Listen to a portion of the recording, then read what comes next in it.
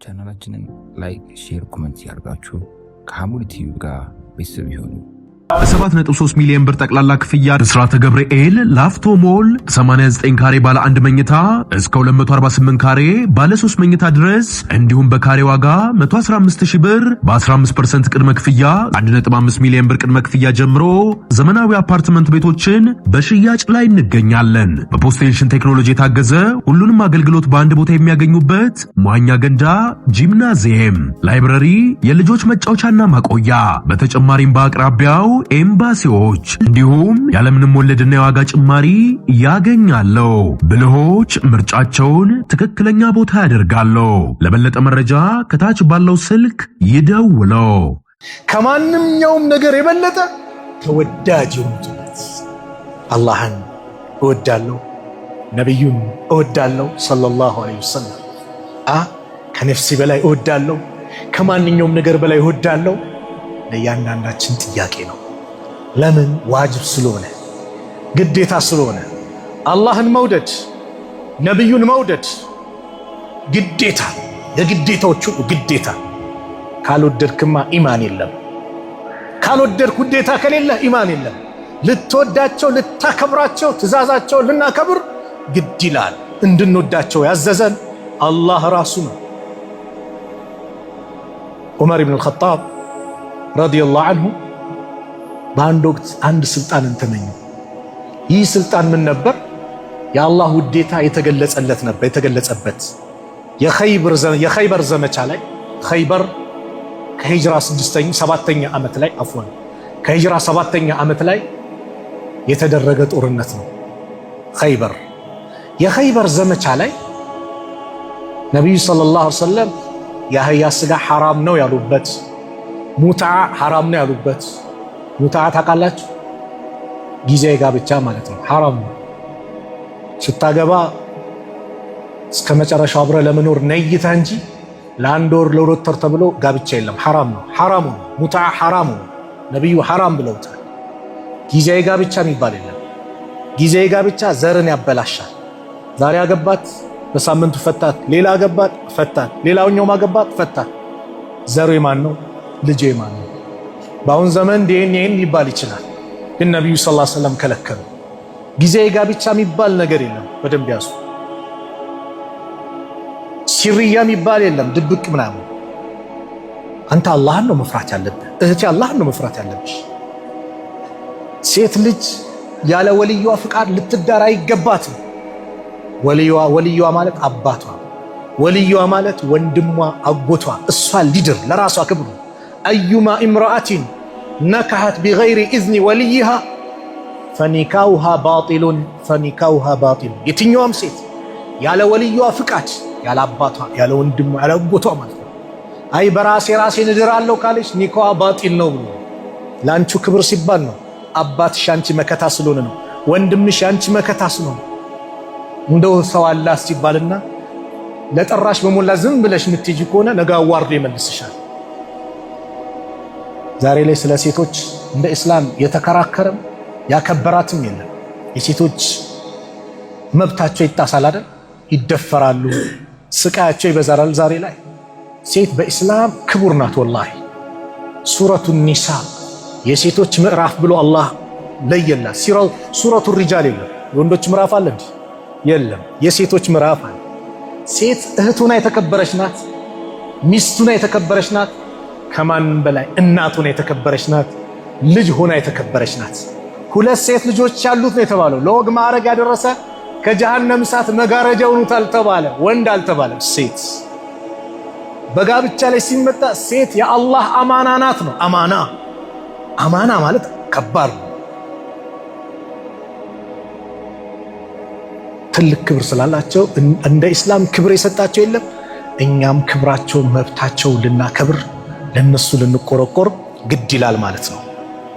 የኸይበር ዘመቻ ዕለት ነብዩ ሰለላሁ ዐለይሂ ወሰለም አንድ ቃል ተናገሩ። ለኡጥየነ ራያ ገደን ረጁለን ይፍተሁ ዐላ የደይሂ። ነገ የእስላምን ባንዲራ ሰንደቅ ዓላማን በሱ እጅ ድልን የሚከፍትለት ለሆነ ሰው እሰጣለሁ አሉ። ይህ ሰው አላህና መልእክተኛን ይወዳል። ይህ ሰውን አላህና መልእክተኛው ይወዱታል። ሚል ጥቅስ ተነሳ። ፈባተ ናሱ ለይለተሁም ሰዎች ሌሊታቸውን አነጓደሩ።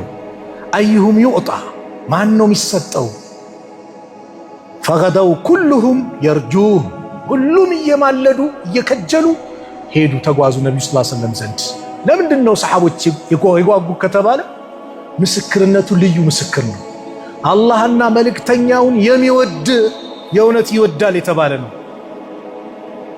አላህና መልእክተኛውም የሚወዱት ወንድሜ ጉዳዩ እኛ አላህን መውደዳችን አይደለም። ዋናው ነጥብ ምንድን ነው?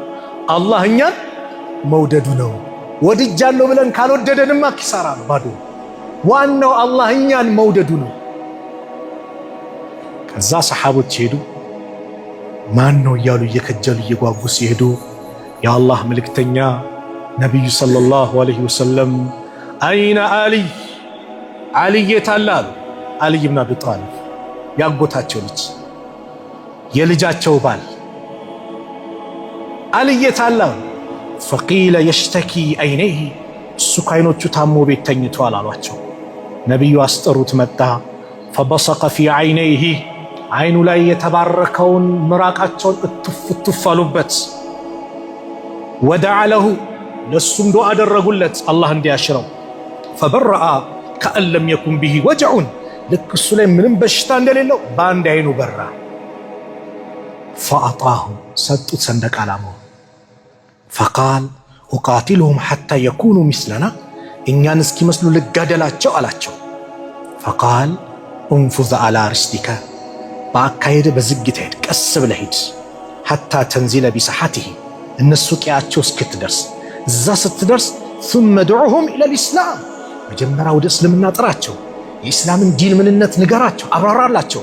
واخبرهم بما يجب عليهم በእነሱ ላይ ግዴታ ምን እንደሆነባቸው ንገራቸው። ከዛ ነብዩ ምን አሉት? فوالله لأن يهدي الله بك رجلا خير لك من أن يكون لك حمر النعام በአላህ ይሁንብኝ በአንተ ሰበብ አንድ ሰው ወደ እስልምና ከመጣለህ ወደ ኢማን ከመጣለህ ቀያይ ግመል ከማግኘት ለአንተ የበለጠ ነው።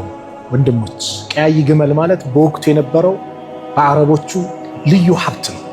ቀያይ ግመል አሁን ላይ ምን ትለዋለህ? ቪኤት መኪና ነው ምንችስ ገመችስ እሱን ያሉ የመኪና አይነት ነው አላውቀውም።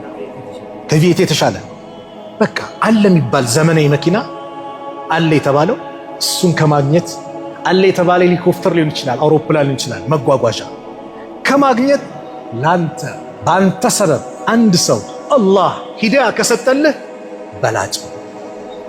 ዑመር ምን አሉ መሰላቸው? የፈለኩት ታሪኩን ሳነሳ ስለ አላህ ውዴታ ስለ ነብዩ ውዴታ ነው። ዑመር ምን አሉ? ማ አሕበብቱ ልኢማራ እንደው ስልጣንን ወድጄ አላቅም ኢላ የውመ ኢዚን ያን ቀን ቢሆን እንጂ ያን ቀን ግን ተመኙ አሉ ዑመር። ለምን? አላህና መልእክተኛውን የሚወድ አላህና መልእክተኛውም የሚወዱ ስለተባለ ስልጣንን ያን ቀን ተመኙ አሉ ዑመር። ዑመር ከኔ በኋላ ነብይ ይመጣል ቢባል ዑመር ነው ያሉት። ዑመር በአንደበቱ ላይ በመላሱ ላይ ሐቅን አስቀምጧል ያሉት ዑመር። አንተ በዚህ ስትመጣ ሸይጣን በሌላ መንገድ ይሄዳል የተባሉ ዑመር ስልጣንን ያን ቀን የአላህን ውዴታን ለማረጋገጥ የነብዩን ውዴታ ለማረጋገጥ እንደው ተመኘው። በአንድ ወቅት ዑመር አይዋሹም። እኛ ቀልባችንን ምላሳችንን ተመሳሳይ አላህ ያርግልን፣ አሚን በሏ። ዑመር አንድ ቀን ነብዩ ሰለላሁ ዐለይሂ ወሰለም ስለ ውዴታ እየተነጋገሩ ዑመር ምን አላቸው? ኢነከ አሐበ ኢለየ ሚን ኩሊ ሸይኢን አላቸው ኢላ ሚን ነፍሲ። አንተ የአላህ መልእክተኛ ወይ አንተ እኮ አላቸው እኔ ዘንድ ከንብረቴም ከልጆቼም ከሚስቴም ከዘመዶቼም ከእናት ከአባቴም የበለጠ ተወዳጅ ኖት ከነፍሴ ሲቀር አላቸው። ረሱል ዓለይሂ ሰላቱ ወሰላም ምን አሉት? ላ ያ ዑመር መራም አላመንክም ገና ነው አሉት። ዑመር አስብ አደረጉና የእውነት ነው ከቀልባቸው የሚያወሩት። ዋሻለሁ ቢባል ቁርአን ያጋልጣል። ثم قال إنك أحب إلي من نفسي አሁን ከነፍሴም የበለጠ እርሱ እኔ ዘንድ ተወዳጅ ኖት አላቸው። فقال النبي صلى الله عليه وسلم አልአን ያ ዑመር አልአን አሁን አመንካ። ነቢዩን ከነፍስ የበለጠ ከልጆች የበለጠ ከእናት ከአባት የበለጠ ወዳለሁ? ጥያቄው ለራሳችን። መውደድ ዋጅብ ነው። ለምን? የኢማን ጥፍጥና እንዲመጣልህ፣ ውዴታ፣ ፍቅር። አላህ ሱረቱ ተውባ ላይ ይህንን ውዴታ ያነጻጽራል። ይሄ የምትወዱት ውዴታ እኔን መውደድ፣ ነቢዬን መውደድ፣ በእኔ መንገድ ከመታገል የእናንተ ውዴታ ከኔ ከመልእክተኛና ከኔ መንገድ ከመታገል ሌሎች ነገር የሚበልጡባችሁ ከሆነ ተጠባበቁ ብሎ የዛተበት ማለት ሱረቱ ተውባ ላይ። ወንድሞች በደንብ ስሙኝ። ቁርአን ከስርቆት ጋር አይደለም፣ ሰው ከመግደል ጋር አይደለም። በኢስላም ትልቅ ቦታ ከተሰጣቸው ደረጃ ካላቸው ነገሮች ጋር እያነጻጸረ ነው ተጠባበቁ የሚለው ሱረቱ ተውባ። አላህ ምን አለ? ቁል በላቸው ያ ሙሐመድ ዓለይሂ ሰላቱ ወሰላም ኢን ካነ አባኡኩም አባቶቻችሁ እንደሆኑ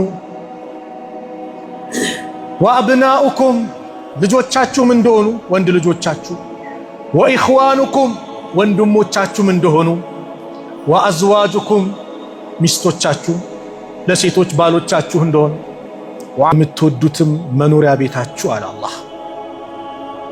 ስንት ጠቀሰ? አባት፣ ወንድ ልጆች 2 አይደል?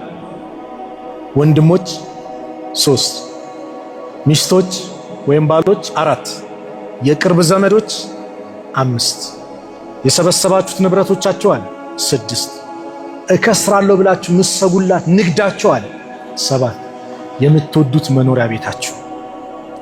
እነዚህ 8 ነገሮች በኢስላም የተከበሩ ናቸው። የአባት ሐቅ፣ የእናት ሐቅ፣ የወላጆች ሐቅ የከበደ ነው አይደል? አነሳው እዚህ ላይ አልማል ወልበኑነ ዚነቱል ሐያት ዱንያ፣ ልጆችና ገንዘብ የዱንያ ጌጦች ናቸው አለ አላህ፣ የተከበሩ ናቸው። ወንድማማችነት በኢስላም ከባድ ቦታ አለው። ዘውጂሃ የባሏን ሐቅ እስክትወጣ ተብሏል። ክብር አለው። ንብረት በኢስላም ትልቅ ቦታ አለው። ሰደቃው ተጀነት የምትገባበት ኸይር ነገር የምታገኝበት፣ ገንዘቡ ሰጥቶ አላህ ሐጅ ዑምራ የምትሄድበት ኸይር ነገር የምትሰራበት ነው። ክብር ነው። ንግድ በአግባቡ ከተሰራው ዒባዳ ነው። ቲጃራ ዒባዳ ነው። መኖሪያ ቤት የተወደደ ነው አይደል? 4 ሚነ ሰዓዳ 4 ነገር ከድለኝነት ነው። አልበይት ዋሲዕ ሰፊ ቤት፣ ቤታችንን አላህ ሰፊ አለው። አሚን በሉ። ክራይ ያላችሁ ከክራይ አላህ ያውጣችሁ። አዎ ሰፊ ቤት። ወልመርዓቱ ሷሊሃ ሷሊህ የሆነች ሚስት፣ ወልጃሩ ሷሊህ ሷሊህ የሆነ ጎረቤት፣ ጥሩ የሆነ መኪና። 4ቱ ካንተ ጋር ይለያይ። ቤቱም አብረህን ያለው መኪናውም ካንተ ጋር ነው። ሚስትም ካንተ ጋር ናት፣ ወይም ባለሽም ለሴት ከሆነ ጎረቤቱም ካንተ ጋር ይለያያል። አብሮ ነው አይደል? የነዚህ መበላሸት ሐያትን ያበላሸዋል። ስንት ሰው አለ ጎረቤት አዛረገኝ ብሎ አካባቢ ሽጦ የሚለቅ የለም። የጎረቤት ሐቅ አላህ ከባድ ነው። ተጠንቀቁ። ጎረቤት እንዳያለቅስባችሁ። ጎረቤት አንተ ለሚደሰትብህ ክፍለ ሀገር ሲሄድ እንደው ቤተሰቦችን ምን ያደርግብኝ ምን ጥቃት ያደርስብኛል ብሎ ስጋት ልትሆን አይገባም። የሚተማመንብህ እከሌማ አለ ብለህ የምትባል ጎረቤት መሆን አለብህ። ጎረቤት መልካም መሆን እድለኝነት ነው። 4 ነገር ደግሞ እድለቢስ ሸቃዋ ተብሏል። ጠባብ ቤት፣ መጥፎ ሚስት፣ መጥፎ መኪና፣ 10 ግፉኝ የሚል ማለት ነው። እንደዚሁም ደግሞ መጥፎ ጎረቤት። አየህ፣ ስለዚህ ቤቱም የተከበረ ነው። አሁን እነዚህ 8ቶችን አላህ አነሳ። ከዛ ምን አለ? እነዚህ 8 መሰረታዊ ነገሮችን አነሳና አሐበ ኢለይኩም እናንተ ዘንድ ይበልጥ ተወዳጅ ከሆኗል። ከማን? ሚነላህ ከአላህ፣ ወረሱሊሂ ከመልእክተኛው፣ ወጂሃድን ፊ ሰቢሊሂ በሱ መንገድ ከመታገል። እነዚህ 8 ነገሮች እናንተ ዘንድ ተወዳጅ ከሆኑ ፈተረበሱ ተጠባበቁ አለ። ሐታ ያእትየ አላሁ ቢአምሪህ አላህ ትእዛዙን ቅጣቱን ይዞ እስኪመጣ ተጠባበቁ። ወላሁ ላ የህዲ ልቀውም ልፋሲቂን አላህ ፋሲቅ የሆኑ ሰዎችን ወደ ትክክለኛ መንገድ አይመራቸውም። አያቸው ውዴታ። ዛሬ እኮ አንድ እግር ኳስ ተጫዋች ምላሴ ላይ ስላለ አነሰዋለሁ፣ ከምላስም አልፎ ልቤ ላይ ተቀምጧል። ሁሌ ስለሱ ዘክራለሁ። እሱ ተጎዳ፣ እንቅልፍ እምቢ ይለኛል፣ ራስ ምታት ይመጣብኛል። ያውቃል ያቁናል አቁን ምንድነው ያነሳው? ልክ አላህን ስንወድ ነብዩን ስንወድ ሰለላሁ ዐለይሂ ወሰለም ምላሳችን ላይ እነሱ ናቸው። አላህን ስንወድ አላህ አላህ ነው፣ ሱብሃንአላህ ነው፣ አልሐምዱሊላህ ነው፣ አላሁ አክበር ነው። ግልጽ ነው። ነብዩን ስትወድ ሰለዋት ነው፣ አላሁመ ሰሊ ዐላ ሙሐመድ ነው፣ ስለሳቸው ማውራት ነው። ግን ዛሬ ቂልባችን ተቀየረ፣ ቂብላ ጠፋብን። አርቲስት የሆነ ነገር እንወዳለን፣ ልባችን ላይ ይቀመጣሉ፣ እነሱን ነው የምናወሳው። አላህን መውደድ ከማንም በላይ ሰሃቦች የነበራቸውን ውዴታ እስቲ የተወሰኑት ልንገራችሁ። አቡ ዱናጃ የሚባለው ሰሃቢ በሁድ ዘመቻ ላይ ከነቢዩ ሰለላሁ ዐለይሂ ወሰለም ሲከቧቸው ረሱልን ቀስት ሲወረወር ሲከላከል ምን ሲል ሁለት ጣቶቹ ፓላራይዝድ ሆኑበት ሰሃቢ። ለማን? ለነብዩ ሰለላሁ ዐለይሂ ወሰለም። አቡ ጠልሃ ታላቁ ሰሃቢ ከነብዩ ፊት ቆሞ አንገቴ ከአንገቱ ስር ነው አለ። የኔ አንገት ሳይቆረጥ እርሱ ጋር አንድ ነገር አይመጣም። አንገቴ ቆረጣታል እንጂ ዛሬ እርሱ ጋር አንዲት ሙሲባ ነገር አይመጣም፣ እከላከላለሁ አለ። ማሊክ ብኑ ሲናን ነብዩ ሰለላሁ ዐለይሂ ወሰለም የራስ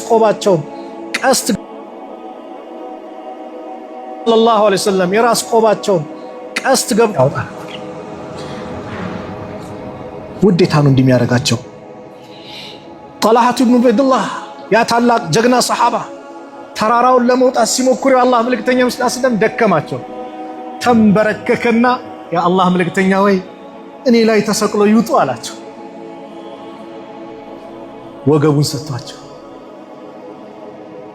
ሰዓድ ብኑ ሙዓዝ ያ የአንሷር ሰው በድር ላይ በአጋጣሚ የተከሰተ ጦርነት ነውና ነብዩ አማከሩ።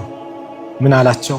አንተ የአላህ መልእክተኛ ወይ የፈለጉትን እዘዙ፣ ይሄን ንብረት አምጡ እናመጣለን፣ ይሄን ባህር ታሻጋሩ ካሉ አብረን እንሻገራለን፣ አንድ ሰው ወደ ኋላ የሚቀር የለም፣ ከእርሱ ትእዛዝ ማንወጣለን።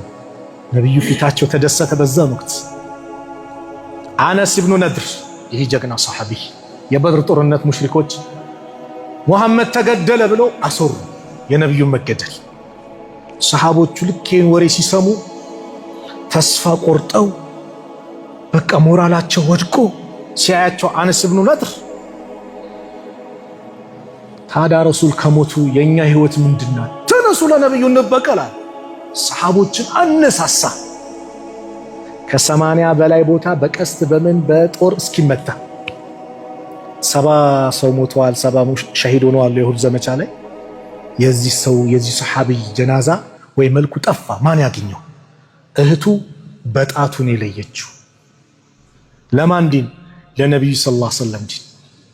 አንዲት ሰሃቢ በይሁድ ጦርነት ላይ ባልሽ ሞታ ናት። ለሴት ልጅ ባል እንደሆነ ምን እንደሆነ ታውቃላችሁ፣ አባት ምን እንደሆነ ታውቃላችሁ፣ ልጅ ምን እንደሆነ ታውቃላችሁ።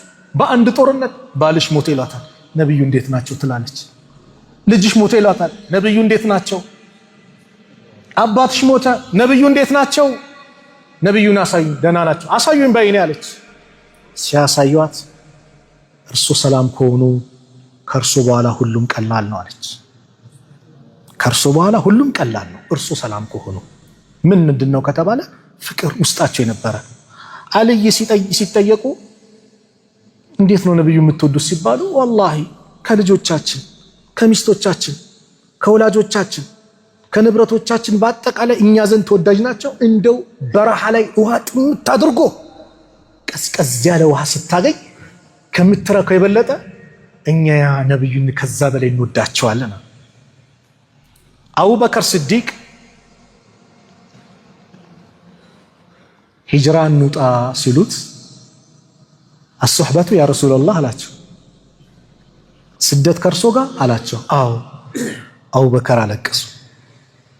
እናታችን አይሻ ምን ትላለች? እንደው ደስታ የሚያስለቅስ መሆኑን በአባቴ ባልመለከት ኖሮ አላምንም ነበር አለች። አባቴን አቡበከር ስዲቅ ደስታ አስለቀሳቸው። የምን ደስታ? የሂጅራ ጓደኛ መሆን። ሂጅራ ማለት ቀላል ነው እንዴ? ነብዩን ሊገሏቸው ነው አይደል? ከነብዩ ጋር ያለውን ገላቸው አምጡ 100 ግመል መድበናል አይደል የተባለው?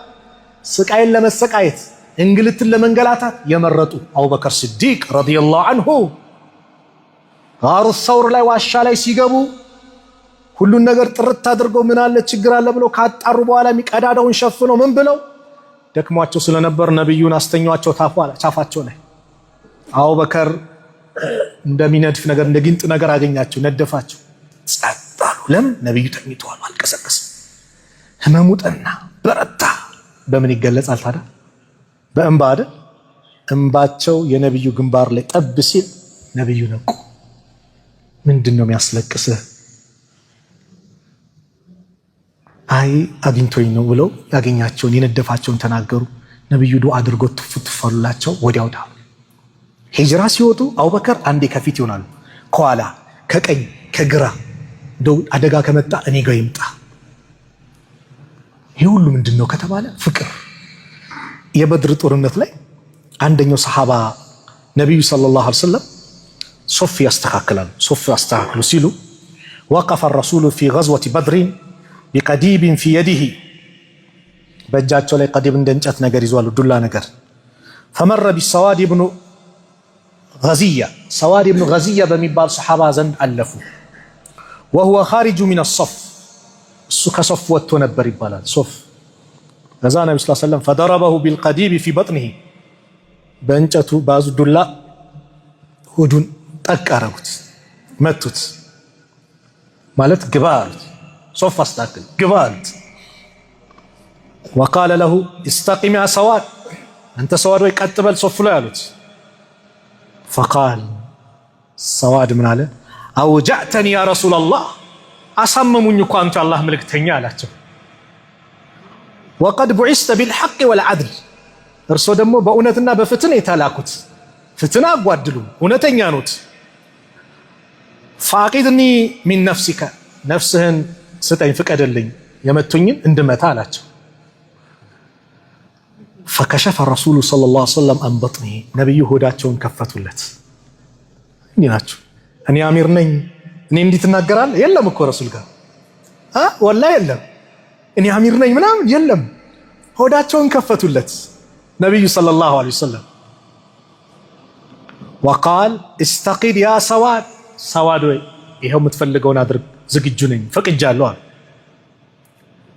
فاعتنقه سواد ነብዩን ሰለላሁ ዐለይሂ ወሰለም እቅፍ አደረጋቸው። ሆዳቸውን ሄዶ እቅፍ አደረገው።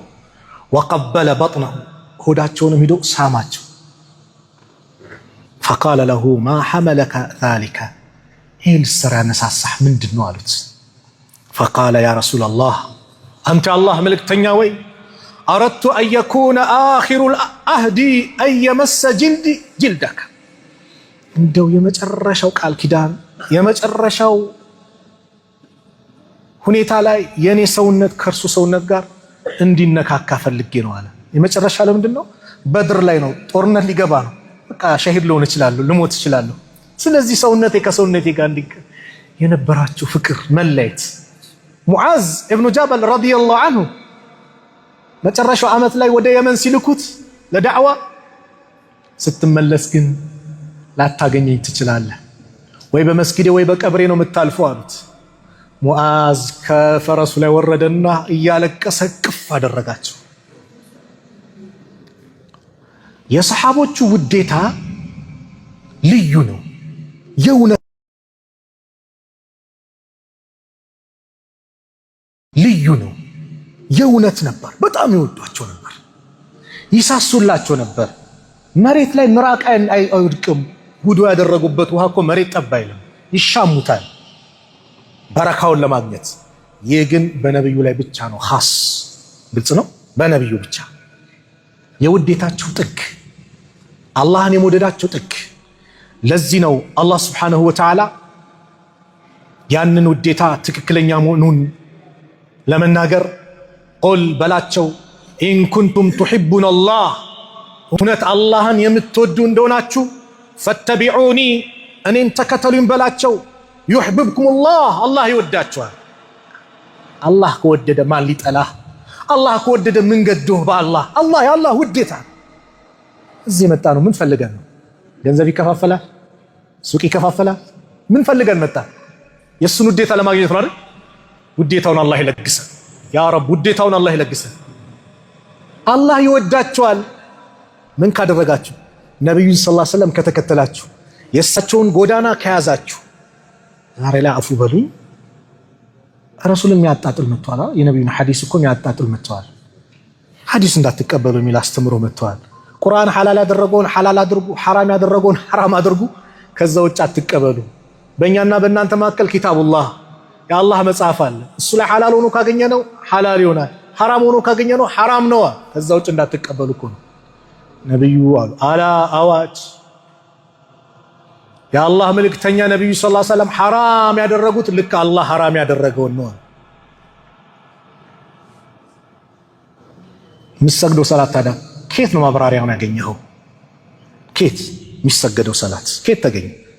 መግሪብ እንዲህ መስገዳችን፣ ኢሻ እንዲህ መስገዳችን፣ ዙሁር ዓስር እንዲህ ነው ተብሎ ያሰጋገድ ከይፍያውን ቁርአን ላይ ያገኘ ነው እንዴ? ቁርአን ኢነ ሶላተ ካነት ዐለል ሙእሚኒነ ኪታበን መውቁታ ነው፣ በወቅት የተደነገገች ብሎ ቋጭ።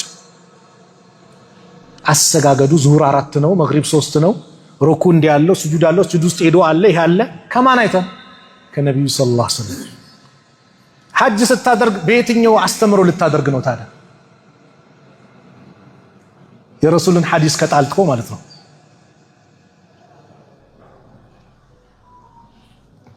ስለዚህም ነብዩን መከተል ነው ምን የአላህን ውዴታ የሚያስገኘው።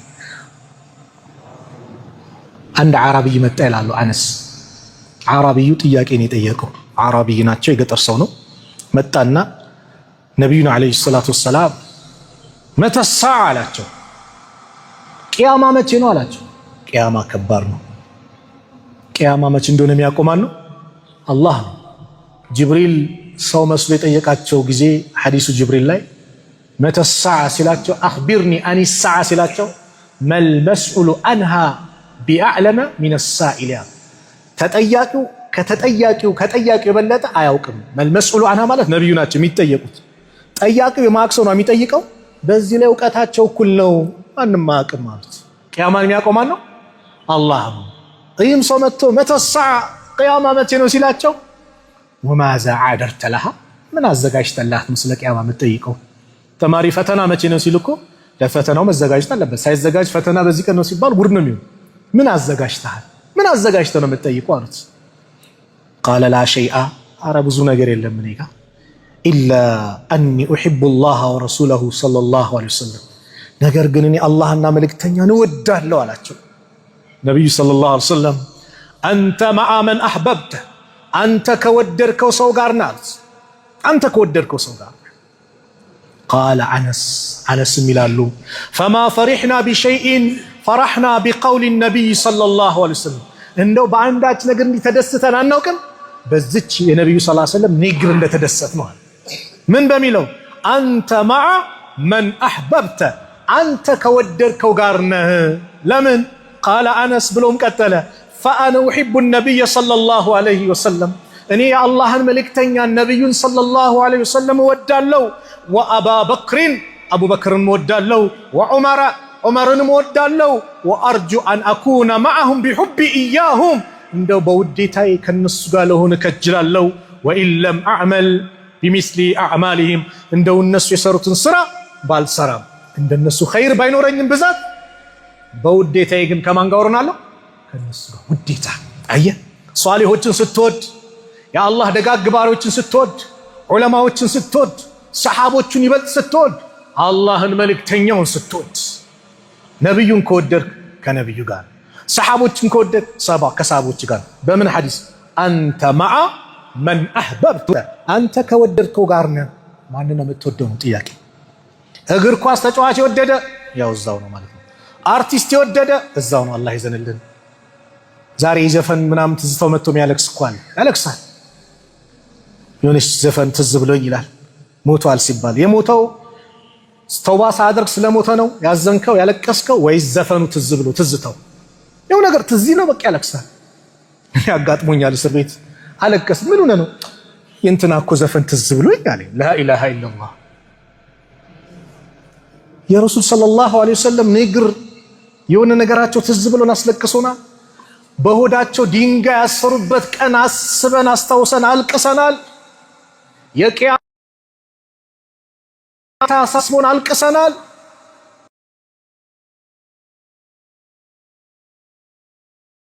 በዘፈን ተጠምቋል። የሞባይላችን ቲክቶክ የያዘው ምንድነው? ዛሬ ምንድነው የሞላው? ስቶሬጁ የሞላው በምንድነው? ፋይል ፉል ያለብን ምንድነው የሞላው? ሙሐደራ፣ ቁርአን፣ ተፍሲር፣ ፊቅህ፣ ሲራው ምንድነው የሞላው? ቲክቶክ ጓደኛ አለ ይባላል። በቃ ዘፋኝ ከመጣች እሷን ካተኮርክ ሁሌ እሷን ይልክልሃል። እግር ኳስ ካየው እሱ ይልክልሃል። ዚክርም ዱዓም ዳዕዋም ቁርአንም ከሆነ ደግሞ እሱ ይመጣል። ዚክሩ ላይ ስንት ሰዓት ሰብር አድርጌ አዳምጫለሁ እስቲ አስካሩል መሳ አንዳንዴ ይመጣል። እስቲ ሰብር አድርጌ ማዳምጠው ምለው። ቁርአኑ ሲመጣ ሰብር አድርጌ ማየው ምን ያህል ሰዓት ነው? ሌላውን ሰብር እንደማደርገው ማለት ነው። ስለዚህ አንተ ከወደድከው ጋር ነህ። ከባድ ቃል ነው። ማንን የወደድኩት? እስቲ የአላህ ውዴታ ካለ ወንድሞች ሳር ቅጠሉ ይወድሃል። ሳር ቅጠሉ ነቢዩ ሰለላሁ ዐለይሂ ወሰለም አባ ሁረይራ ባስተላለፉት ሐዲስ ቡኻሪ ሙስሊም በዘገቡት ላይ